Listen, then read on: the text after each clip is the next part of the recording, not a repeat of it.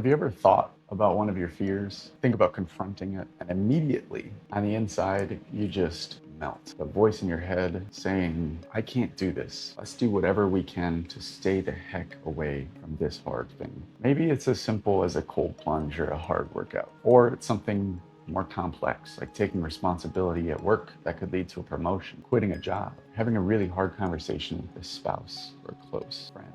You end up falling short on your goals and dreams because of the simple fact that anytime something hard comes up in your way, you're just stopped in your tracks. It's a dead end. In the next 25 minutes, you will understand exactly why this happens, why these fears are stopping you in your place. Also see how this same thing happens to the scariest men in the world. And you'll have an easy technique to use when it does happen.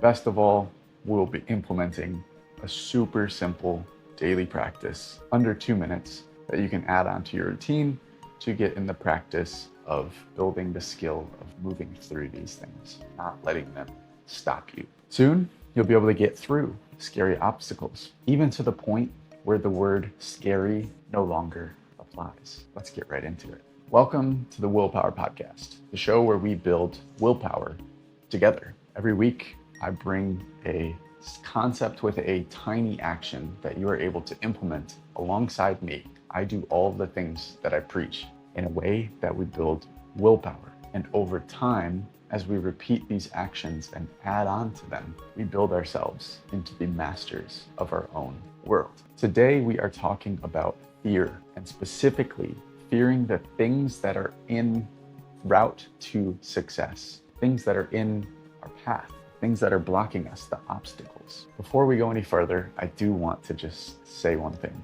If you are thinking right now, I don't really have any fears. I kind of just do what I do and I'm not scared of the things I do. And so I don't have any fears that I need to confront. I will challenge you. I think that if you were super honest with yourself about the life that you truly want, the one that's actually fulfilling, I would guess that there is something in the way of that life that might terrify you. Oftentimes, when we come to this conclusion that there's not really anything that's scaring me, I don't have any fears that I need to confront, it's actually because there's one huge fear that is stopping us from even considering its presence and its existence. So be honest with yourself. Think about what is the thing I really want. And if you got nothing, pause the episode, take a second to yourself, and really just sit with it. Recognize that you do have fears. Come back, continue. We'll get right back into this. So we have fears, and there are some that when we think about them can just shut us down. They completely shut the system down. We can't even continue to think. We can't think practically. It's just like a flight response. I don't want to do it. I stay away from that thing. I'm terrified. Guess what? That's okay. And that's completely natural. It makes complete sense that something that's going to switch up our world, throw things into a loop, throw things off the path, they're going to be scary. Our bodies are evolved to love comfort, to love status quo. As soon as they find safety, they are going to cling to it. That's what we do as humans. It's so deeply ingrained into our psychology, into our DNA.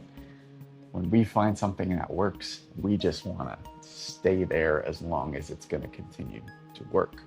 However, in the modern world, we don't need to just stick to safety. Like, safety doesn't need to be our end goal, because safety is now much easier to find all over the place, that we can go explore different avenues, explore things in life, find the life that we want while still maintaining safety.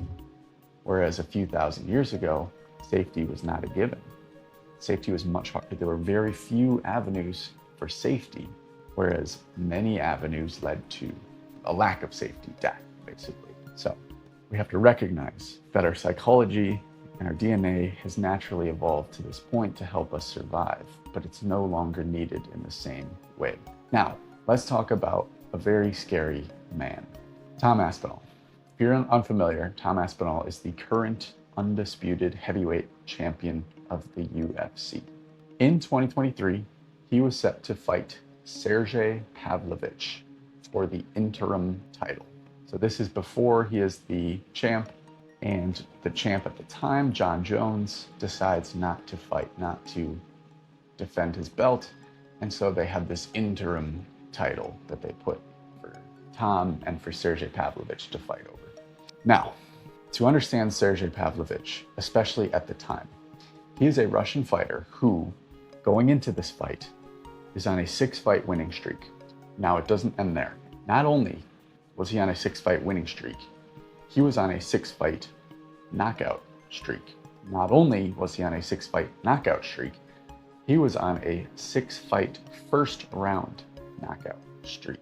In his fights leading up to this, we saw a type of dominance that is very rare in fighting. It's very rare that one fighter is able to maintain this level of aggression without somehow getting stopped or catching the other end of it. He was looking extremely scary at the time. And Aspinall is coming into this fight. He has this terrifying opponent across from him, and he goes into a closed cage with this scary man. In the first 70 seconds of the fight, Aspinall knocks out Sergey Pavlovich, stopping him in spectacular fashion. So, what do we take from this? Aspinall must not have been buying into the hype. He probably was just not scared of this man, right? Wrong. In an interview leading up to the fight, Tom shared the following. He's definitely an intimidating guy, but that being said, I do my best work when I'm scared. Fear is something I have a really good relationship with, and it gives me a superpower. So generally speaking, the more scared I am, the better I do in the fight. So here we have the now UFC champion admitting before a fight that he is scared going into, that he's intimidated by an opponent. If you watch fighting, you know how crazy this is to hear. It's often a show of bravado leading into the fight. So someone saying, no, I'm actually scared going into this, but guess what? I have a good relationship with fear, and it actually helps me. This is very unusual and worth digging deeper into. So in order to understand a little bit more about what's going on with Aspinall and how he is fearful and yet using fear to his advantage, I want to talk about a 2025 PubMed Central review in which Dr. Adrian Hayes found that performance in high-pressure situations is determined by how the individual evaluates stressors. The two types of responses that individuals have to stressors we will call threats and challenges. So you come across a stressor, you either see it as a threat or you see it as a challenge. The threat response happens when the individual sees their own resources as not being enough, not being sufficient to surpass the stressor, to get through it. The challenge response happens when the individual sees their resources as being enough, as being sufficient to actually get through the stressor. That is when they see it as a challenge rather than a threat. Now here's where it gets really crazy. When people see something as a threat versus a challenge, there is an entirely different physiological response that the body goes through. When perceiving a threat, the body goes into a survival response. Blood vessels constrict to protect the core, blood pressure increases, cognitive processing slows down. Anything that's not directly tied to immediate survival is either slowed down or shut off.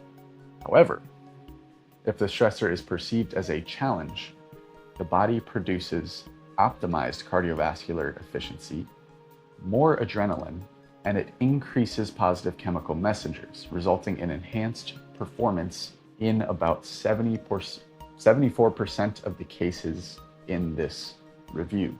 So going back to Tom Aspinall, while he admits to being fearful, he also describes this relationship that he has with fear and this belief that he has that him being scared actually helps him. This is clearly a challenge that he perceives, not a threat.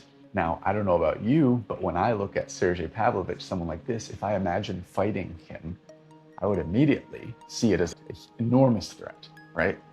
I would do anything in my power not to fight this man. Tom Aspinall, on the other hand, feels fear. He sees Sergey also as a stressor, but he sees that stressor as a challenge. He has that relationship built. So how can we learn from Tom Aspinall in this case? Again, none of us are going out to fight heavyweight, the best fighters in the world, most likely. Yet there's still a lot that we can learn from Tom and this relationship that he has built with fear. So first, we have to get honest. We have to really think about, what is our relationship with fear? I want you to ask yourself, does fear shut me down? Are there any cases where I see something scary as a challenge? What do those look like? What are the differences? When do I see stressors as challenges? When do I see them as threats? The next time that you feel a fear that shuts you down, I want you to keep this tool in your toolbox and have it ready to go. Here's what it looks like. Take a deep breath. It's a simple way to just reset your system, bring it back into homeostasis, at least bring it back towards that direction. A lot of the times when your heart is racing, adrenaline is pumping, just taking a deep breath can bring you back into a much more settled state. Then I want you to just ask a very simple question. Do I have the resources necessary to get through this? Very honest. Once you ask that question, it's interesting how things flip, because you stop seeing threats are everywhere. I'm terrified. Fuck, what do I do? How do I get away from this? I don't know what to do. And you immediately go into a challenge mindset, because you say, do I have the resources? Do I have the ability? Logically speaking, can I, where I am at right now in my life, can I face this thing? And that flip is potentially enough to change the physiological response. And suddenly you're not in this flight response where you're, shelling in, trying to get away from this thing in whatever way possible. And you're actually thinking about, how do I confront this? What am I capable of doing here? What can I do about this? How do I get through this? Changes it into a challenge. Now, maybe the answer is, no, I don't have the resources. I think you'll find many of the fears that we are currently facing, we actually do have the challenge. Most of the fears that we face in life are irrational. And by irrational, I don't mean that we shouldn't fear them, that we shouldn't have them, but typically they're much stronger and much deeper rooted than they really need to in reality. And many of the times when we face them and confront them, we end up recognizing them for what they really are. So that's our kind of quick fix in the moment answer to confronting fears. Now, that really just gives us a tool, something to use, but this isn't a way to practice and build the muscle.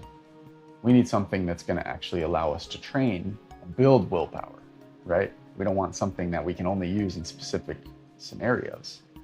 That's like if you wanted to get stronger and you just waited until your friends moved so that you can carry heavy stuff. No, you want to practice. You go to the gym. You do something repeatable, something that you can control. So that's what we're going to figure out now. Here's how we're going to do it. Every day, you're going to add this into your teeth brushing routine. We added something on a few weeks ago where we did this today I will. So every morning, you brush your teeth. If you want to do your today I will, if you've caught up from there, you do that. Then you add this on to the end. If you're not doing that, just add this right after brushing your teeth. You're going to think about the day ahead of you. Just spend maybe 15, 30 seconds and think about, what's the big stressor for today? Some people who call this today's boss. What's the boss of today? Like a video game. What's the boss that I'm facing today? What is today's big stressor? Could be something that's very clearly defined. I'm giving a presentation at work. Or it could be something less clear. I've been talking about going to this group every week and I haven't been going. Maybe just getting myself to go to it is the stressor of today. Define what that stressor is for you. Then I want you to take about a minute to just think about, what are the resources that I have to complete this thing?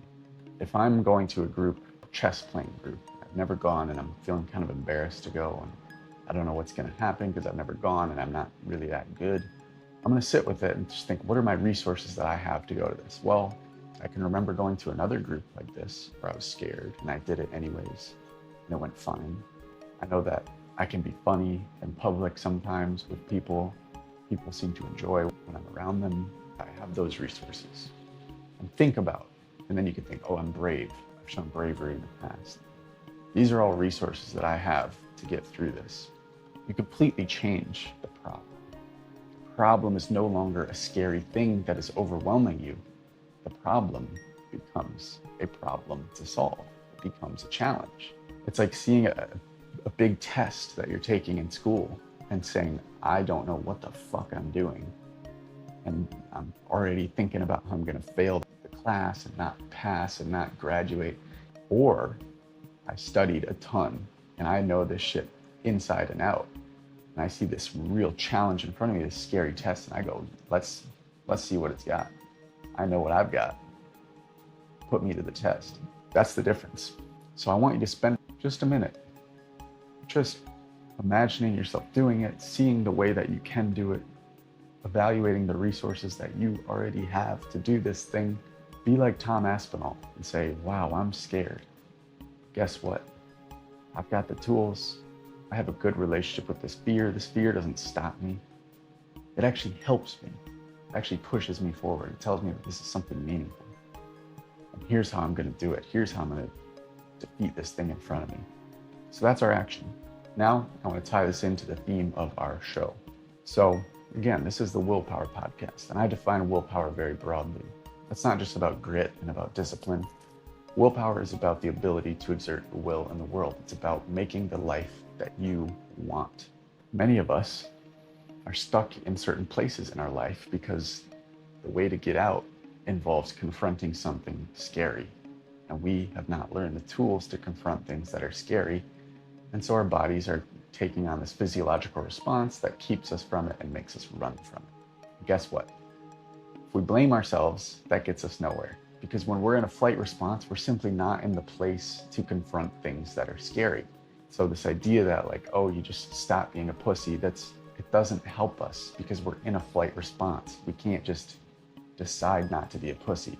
At the same time, we do have tools to practice not getting stuck in this flight response. That's what today is about. So with this action, we learn to actually grow our ability to redefine fear and to change the way that we see stressors in our environment. Now, this action itself is tiny, just like a minute and a half every day, just picking a stressor, picking today's boss, and just imagining how it could be a challenge. However, it has ripple effects. Ripple effects are our best friend on this show. We love these like second order impacts that come from the little actions that we do.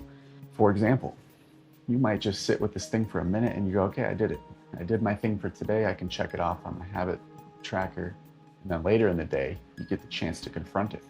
And you've already thought through, how am I going to confront this? How is this a challenge, not a threat? You've already put yourself in the mindset of staying out of the flight response. And so you are able to actually confront the fear that might happen. You might see yourself thinking about other fears that have held you back and how you can now address them, how you can now treat them as challenges. You may find yourself confronting more fears. And that's all just because of this tiny little 90-second action.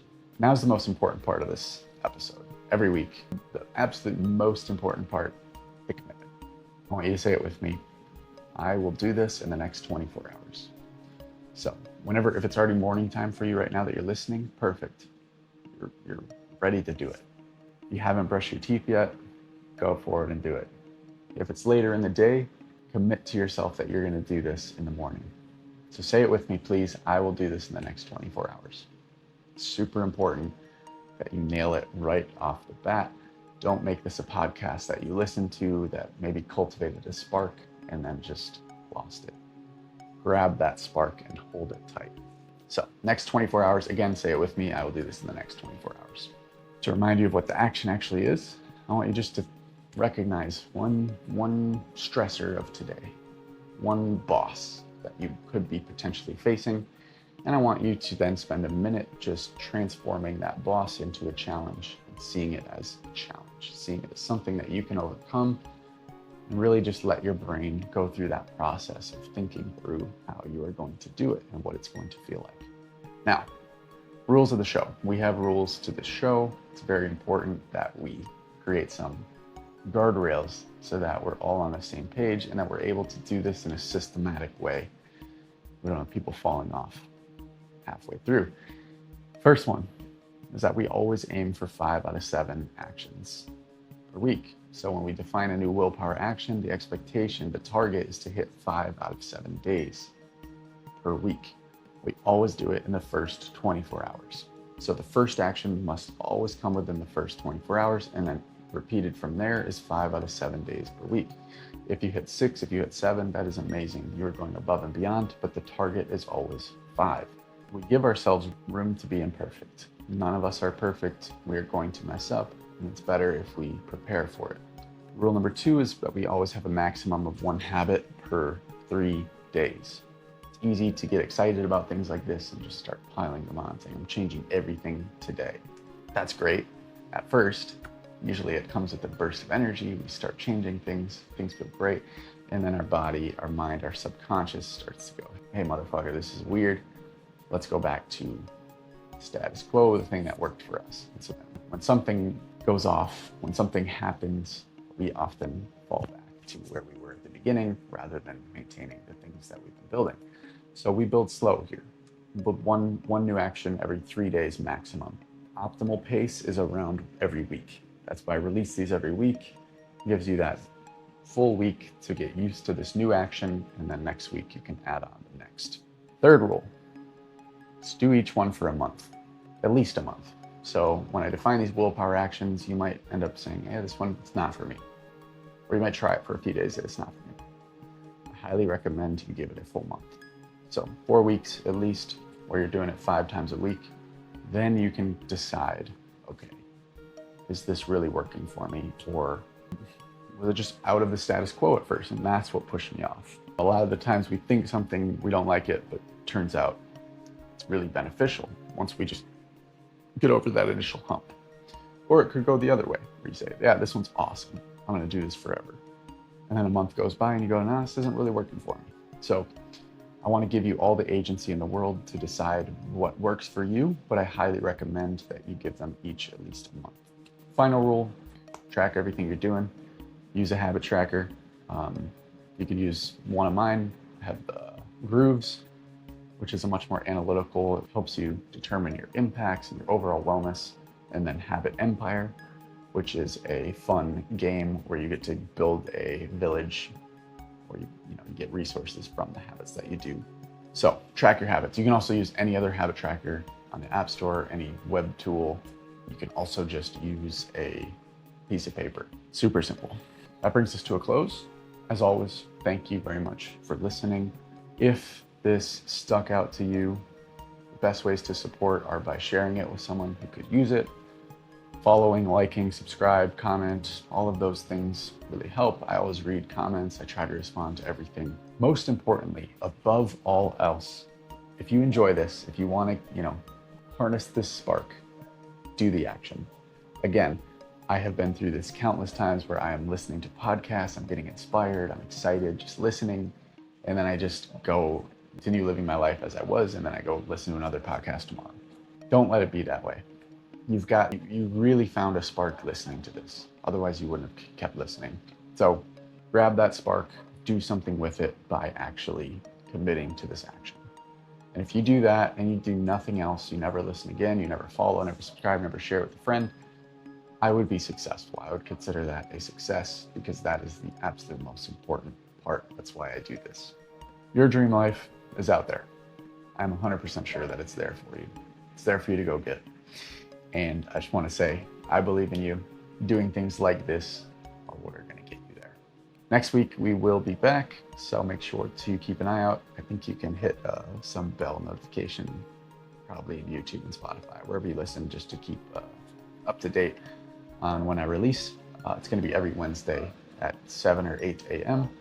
Central Time. And next week, we're going to have another easy action. This one's going to build willpower in a new way. So have a great week. Again, I believe in you. You can do it. We'll see you next time.